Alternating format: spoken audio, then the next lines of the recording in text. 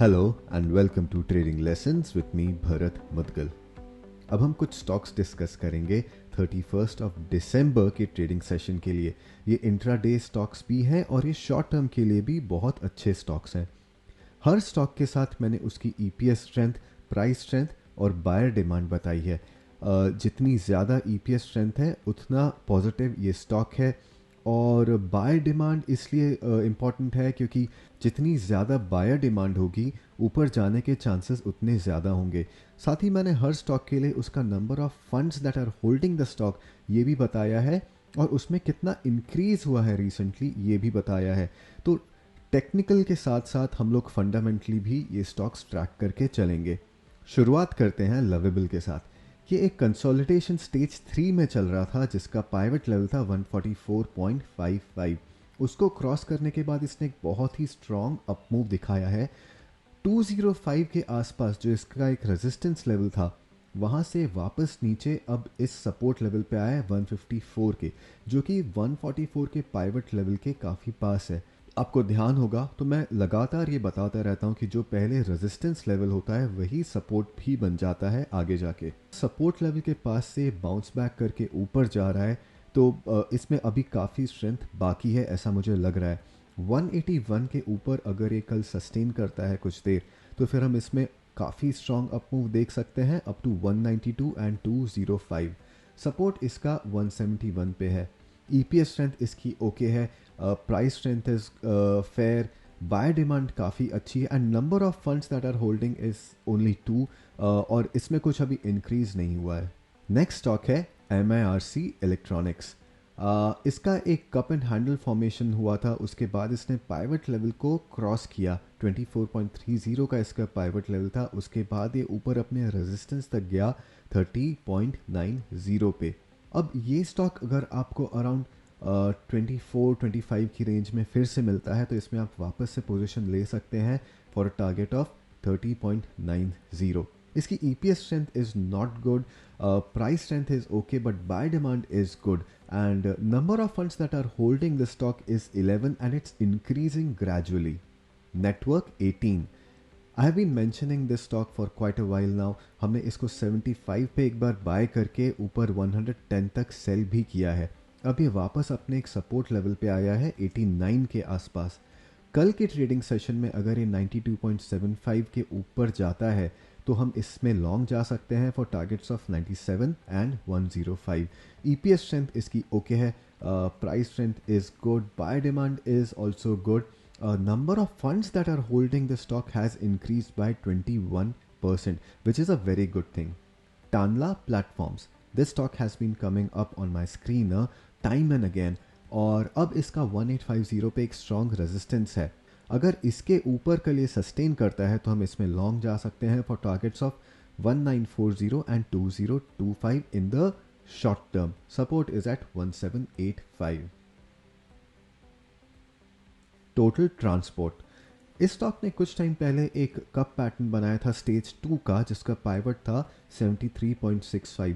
इसी लेवल पे ये स्टॉक हम पहले भी डिस्कस कर चुके हैं और उसके बाद इसमें हमने एक बहुत ही स्ट्रॉन्ग अप मूव देखा अप टू 105। दिस सजेस्ट कि जो cup pattern, cup and handle patterns होते हैं इसमें जब ब्रेकआउट आता है पाइवट लेवल से अकम्पनीड बाय हैवी वॉल्यूम तो वो एक बहुत ही स्ट्रॉन्ग अप मूव में ट्रांसलेट होता है। अब ये स्टॉक वापस अपने सपोर्ट लेवल के पास में है, 83.50 का इसका सपोर्ट है। कल अगर ये 88.50 के ऊपर सस्टेन करता है you can go long in this stock with targets of 95 and 105। EPS strength इस स्टॉक की बहुत अच्छी नहीं है तो I wouldn't suggest holding this stock for a longer time. Price strength is okay, buyer demand is very good and there is no fund that is holding this stock. So this is not a very strong company to hold on to. Please do your due diligence when you go long in this stock. KEI Industries, ये stock मेरे screener पे बहुत बार popup हो चुका है। इसमें अभी उतना स्ट्रॉन्ग अप मूव आया नहीं है जितना मैं एक्सपेक्ट कर रहा हूँ।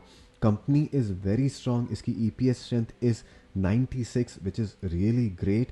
Price strength is very good and buyer demand is also very good.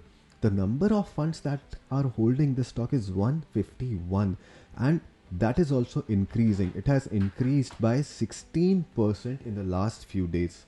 कल के ट्रेडिंग सेशन में अगर ये स्टॉक 1165 के ऊपर जाता है तो इसमें लॉन्ग जाया जा सकता है for targets of 1215 and 1265. Support is at 1120. Gokul agro, इस स्टॉक के बारे में बहुत ज़्यादा लोगों को अभी जानकारी नहीं है, but the company is financially and fundamentally very strong. EPS strength इसकी 95 है, price strength is very good at 86 and buyer demand is great. Number of funds that are holding this stock is just 3, but that has increased by about 50% in the last few days, which makes this another strong candidate for your watch list. अब ये stock जो है इसने कुछ time पहले एक double bottom pattern बनाया था जिसका पाइवट 47 पे था. 47 के ऊपर जब ये क्लोज हुआ था it was accompanied by high volume और इसने वहाँ से काफ़ी स्ट्रॉन्ग अपमूव दिया था अप टू 73. उसके बाद एक बहुत ही नैरो रेंज में कंसोलिडेट हो रहा है और इस नैरो रेंज का जो अपर लेवल है दैट इज़ 74. अब अगर ये 74 के ऊपर सस्टेन होता है या इसके ऊपर क्लोज देता है then this would again become a very good buy for short term. Polycab, I've been tracking this stock for quite a while now.